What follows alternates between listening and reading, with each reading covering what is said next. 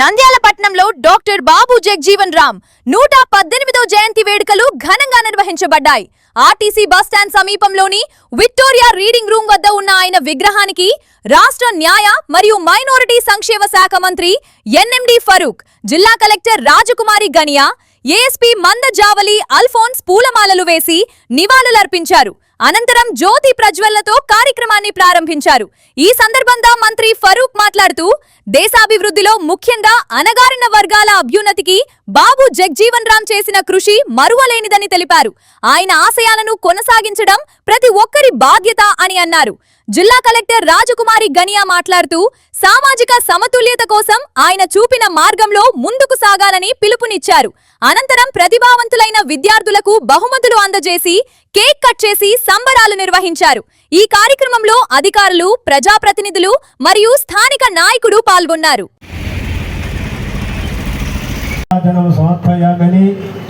ఈ యొక్క చీకటిలో ఉన్న వాళ్ళను వెలుగులోనికి తెచ్చినటువంటి బాబు జగజ్జీవన్ రామ్ గారి యొక్క పటానికి పూలదండలు వేసి పూలు అర్పణ చేసి కార్యక్రమాన్ని జరుపుకుంటున్నాం. ఈ కార్యక్రమం అయిన వెంటనే ప్రార్థన గీత కార్యక్రమం ఉంటుంది. విద్యార్థుల చేత విద్యార్థులు వచ్చి ప్రార్థన గీత కార్యక్రమాన్ని పాడడానికి రెడీగా ఉండాలని తెలియజేస్తున్నాను. కానీ మా పైకి రండి రెడీగా.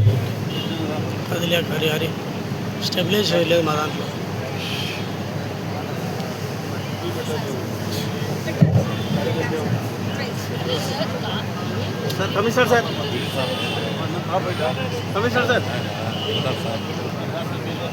ఎస్కే బాలనాయక్ గారు స్టేజ్ పైకి రావాల్సింది కోరుతున్నాం.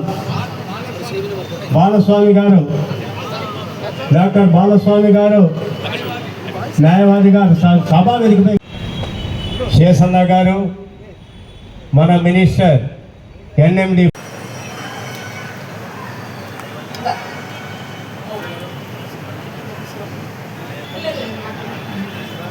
ముందుగా ఈ కార్యక్రమానికి వచ్చిన పెద్దలందరికీ మరొకసారి ధన్యవాదాలు తెలియజేసుకుంటూ, ఈరోజు బాబు జగ్జీవన్ మన ఏఎస్పీ గారు అల్ఫోన్స్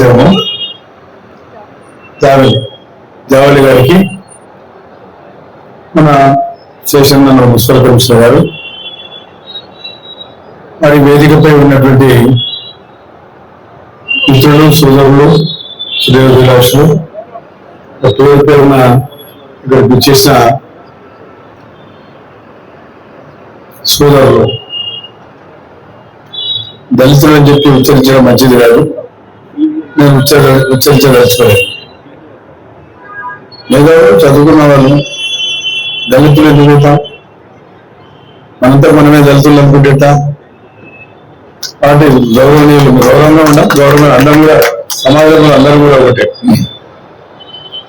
బాబు జగ్జీవన్ గారి గురించి 1977 ఎన్నికల్లో ఇక్కడికి వచ్చారు. జ్ఞాపకం లేదు, మళ్ళీ ఎవరైనా ఉన్నారో లేదు నాకైతే, కానీ 80 ఒక రెవల్యూషన్ వచ్చింది. ఇందిరాగాంధీ గారికి వ్యతిరేకంగా ఎమర్జెన్సీ ఏర్పాటు చేసినప్పుడు అప్పుడు ఎన్నికలు వచ్చాయి. శాసనసభ, పార్లమెంట్ 2 ఎలక్షన్ జరగాల. కానీ బీసీలో ఉత్తర రావడం వల్ల అసెంబ్లీ ఎలక్షన్లు పోస్ట్పోన్ చేసి దేశీయ ఎలక్షన్ కాబట్టి పార్లమెంట్ ఎలక్షన్ జరిగాయి.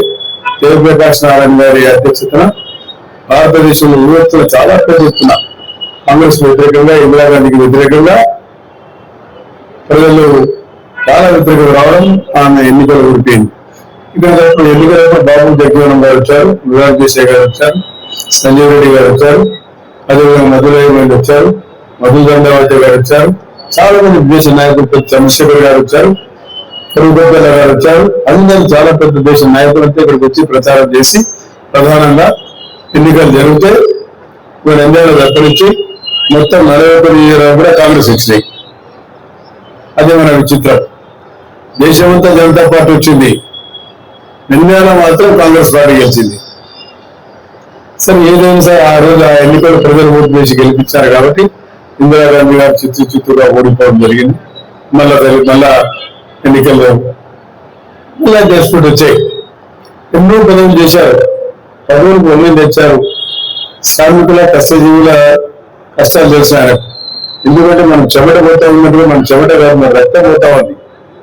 ఆ రకంగా శ్రమ చేస్తే గానీ మనకు ఫలితం దక్కడం లేదు. మనమందరం పేదవారం ఎక్కాడితే కానీ దొక్కాడదు. నేను కూడా ఈ పక్కన 200 కిలోమీటర్ 200 మీటర్ బాగా ఉండా. దీని వెనకాలనే పోతే మన బిడ్డలు ఎటు రకంగా నివసిస్తారు. వెనకాలనే ఈ స్టేజ్ వెనకకి పోతే మన బిడ్డలు ఏ రకంగా బతుకుతున్నారో మనకు తెలుస్తా ఉంది. ఇన్ని స్వాతంత్రం వచ్చిన తర్వాత ఇన్ని సంవత్సరాల తర్వాత కూడా మన బతుకులు అట్లనే ఉన్నాయి. కాబట్టి ఇందులో ఎన్నో మార్పు రావాలా, పేదవారిని ఆదుకోవాలా, సమాజంలో గుర్తింపు రావాలా. కావాలంటే మనం ఏం చేయాలా? మనమందరం సంగీతం రావాలా. మనమందరం సంగీతం రాకపోతే రాజకీయాలు మీకు తెలుసు, మీకు అందరికీ రాజకీయాలు ఎప్పుడు కూడా రాజకీయాలు లబ్ధి పొందేవాడు చీల్చి రాజకీయాలు చేస్తాడు. ఎంత కీలక పాత్ర వహించేది అనేది మనం అర్థం చేసుకోవాలి. స్వాతంత్రోద్యమంలో పాల్గొన్నారు, ఉద్యమంలో పాల్గొన్నారు, చక్కని రాజకీయవేత్తల చిన్న ఏజ్ నుంచే రాజకీయవేత్తగా ఎదిగారు. యూనియన్ క్యాబినెట్ మినిస్టర్గా ఎన్నో శాఖలకి నేతృత్వం వహించి ఆ ఫలాలు గ్రామ స్థాయి వరకు అందేటట్టు కృషి చేశారు. అందులో ఇప్పటికీ కూడా ప్రతి ఒక్కరూ గుర్తు తెచ్చుకుంటారు లేబర్ చట్టాల గురించి, ట్రేడ్ యూనియన్ చట్టాల గురించి. అంటే చిట్ట చివర వ్యక్తి, పనిచేసే వ్యక్తి, అట్టడున్న స్థాయిలో ఉన్న వ్యక్తి చట్టం సపోర్ట్ ఇస్తే ఆ చట్టాన్ని అవసరంగా చేసుకుని ఏ విధంగా ఉన్నత స్థాయిలో వెళ్ళగలిగా ఉండడానికి ఈ సపోర్ట్ అక్కడ ఇవ్వడానికి వారు ఒక దారి చూపారు. ఈ రోజు ఇన్ని అసోసియేషన్స్, లేబర్ యూనియన్ అసోసియేషన్స్ ఏ చిన్న ఇష్యూ వచ్చినా మీరు అందరూ ఒక్కటే అని బాధపడుతున్నారంటే దానికి కారణం ఈ కార్మిక చట్టాలు. రాయలసీమలో చూస్తే హార్టికల్చర్ గురించి మనం మాట్లాడతాము. హార్టికల్చర్ ద్వారా ఎక్కువ జీడిపి రావాలి మనం మాట్లాడతాం. సస్టైనబుల్ అగ్రికల్చర్ గురించి మాట్లాడతాం. వీటన్నిటికీ పునాది ఆగస్ట్ గ్రీన్ రెవల్యూషన్ ద్వారా గాంధీజీగా ఇవ్వడమే వచ్చింది. అది మనం నిలబెట్టుకోవాలి, మరింత అవగాహన పెంపొందించుకోవాలి, నిలబెట్టుకోవాలి. 1971 లో ఇండో పాక్ వార్ వచ్చినప్పుడు కూడా వీరే రక్షణ మంత్రిగా ఉంటారు. అలాగే ఇప్పుడు చెప్పారు రైల్వే శాఖ మంత్రిగా వారు చేసిన వినూత్న ఆలోచనల గురించి పెద్దలు తెలియజేశారు. డెప్యూటీ ప్రైమ్ మినిస్టర్ అప్లై చేశారు. అంటే అంచెలుగా ఎదిగారు అంటే కారణం ఏంటి? చదువు, దాంతో పాటు గెయిన్ చేసిన నాలెడ్జ్. అంటే విషయం పట్ల పూర్తిగా పట్టుకుంటారు. మనం పుస్తకాల ద్వారానే కాదు, తోటి వ్యక్తితో మనం సంభాషించినప్పుడు కానీ ఇలాంటి వేదికలు కానీ, లేదు అంటే పుస్తకాలు చదవడం ద్వారా కానీ 10 మంది ప్రజలు తెలుసుకోవడం ద్వారా కానీ మృత్యు చుట్టూ ఏం జరుగుతుంది, మన దగ్గర ఏం జరుగుతుంది, పక్కన జిల్లాలో ఏం జరుగుతుంది, రాష్ట్రంలో ఏం జరుగుతుంది, దేశంలో ఏం జరుగుతుంది, చుట్టుపక్కల దేశాల్లో ఎటువంటి సంబంధాలు ఉంటాయి.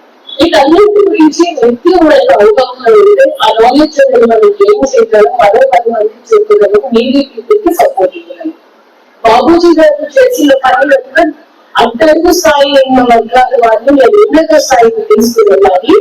సమాజ అభివృద్ధిలో, దేశ అభివృద్ధిలో ఈ భారతదేశంలో పుట్టిన వ్యక్తిలో ప్రతి ఒక్కరు కూడా వారి కాంట్రిబ్యూషన్ ఇవ్వాలి. అంటే ఇది చాలా ముఖ్యమని ఆలోచించి ఒక దిశ చూపించిన వ్యక్తి కాబట్టి ఈ రోజు 3 మనం వారి సేవల గురించి మనం కొనియాడుతున్నాం. సో ఈరోజు మనం బాబు జగజీవన్ రామ్ గారి జయంతి సందర్భంగా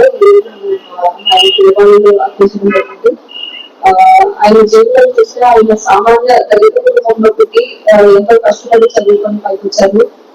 రాజకీయంలో కూడా ఆయన వివిధ శాఖలకి, మంత్రిత్వ శాఖలకి నేతృత్వం వహించారు. సుదీర్ఘ కాలం పాటు చాలా క్రూషియల్ పొజిషన్స్ లో ఆయన లీడర్షిప్ అందించారు. డిఫెన్స్ మినిస్టర్ గా, అలాగే అగ్రికల్చర్ మినిస్టర్ గా ఆయన కాంట్రిబ్యూషన్ చేశారు. అట్లాగే డిప్యూటీ మినిస్టర్ గా కూడా ఆయన సేవలు అందించారు ప్రజలకి. సో ఈ సందర్భంగా మనము ఆయన జీవితం వచ్చి స్ఫూర్తి తీసుకొని ఆయన ఎలా పైకొచ్చారు, ఆయన విజయాలు, ఆయన ఎలా కష్టపడి పైకొచ్చారు అనేది మనం ఒకసారి గుర్తు పెట్టుకోవడానికి ఈ జయంతి ఒక ఆపర్చునిటీ మనందరికి. సో ఆయన లైఫ్ నుంచి మనము ఇన్స్పిరేషన్ తీసుకొని వెనుకబడిన వర్గాలలో ముందుకెళ్ళాలని కోరుకుంటున్నాను. Thank you so much. నమస్కారం. ఈరోజు బాబు జగజీవన్ రావు గారి 118వ జయంతోత్సవం. దాని సందర్భమైన బడుగు బలహీన వర్గాల నుంచి ఒక దళిత కుటుంబం నుంచి వచ్చి కేంద్ర ప్రభుత్వంలో దాదాపు 13 శాఖలకు మంత్రిగా ఉండి పదవులను నిర్వహించి అత్యున్నతమైన స్థానంలో నిలబడ్డాడు. అలాగే ఉప ప్రధానిగా కూడా పనిచేశారు. వీళ్ళ జీవిత కాలంలో ఇండోపాక్ యుద్ధం వచ్చినప్పుడు కూడా రక్షణ శాఖ మంత్రిగా ఉండి ఆయన మా ఇండియాను గెలిపించేలాగా చూశారు. ఎంతో పటిష్టంగా నీతి నిజాయితీగా పనిచేసి ఒక మంచి నాయకునిగా ఆదర్శవంతంగా ఆయన భారతదేశంలోని జనాలందరికీ, బడుగు బలహీన దళిత వర్గాలందరికీ ఆదర్శంగా నిలిచినటువంటి ఒక మహోన్నతమైనటువంటి వ్యక్తి. అటువంటి జయంతిని జరుపుకోవడం చాలా శుభకరం. ఎందుకంటే ప్రతి సంవత్సరం కూడా ఇటువంటి వాళ్ళను మనం గుర్తు చేసుకుంటూ ఉండాలా. మన దేశం కోసం ఎంతో పాటుపడి చేసిన నాయకులు వీళ్ళ గురించి మనం ఎప్పుడు నిత్యం స్మరించుకుంటుండాలా. వీళ్ళ గురించి మన పిల్లలకు వీళ్ళందరూ కూడా మనం తెలియజేస్తూ ఉండాలా. అటువంటి మహానాయకుల యొక్క చరిత్రను ఎప్పుడు చదువుతామని చెప్తా ఉండాలా. అలాగే దళితుల యొక్క ఉన్నతి, బాగోన్నతిని కూడా ప్రస్తుతం మన నాయకులందరూ కూడా అభ్యున్నతిని కోరుకోవాలని చెప్పేసి నేను తెలియజేసుకుంటున్నా. వివిడి న్యూస్ టీవీని తక్షణమే సబ్స్క్రైబ్ చేసుకోండి.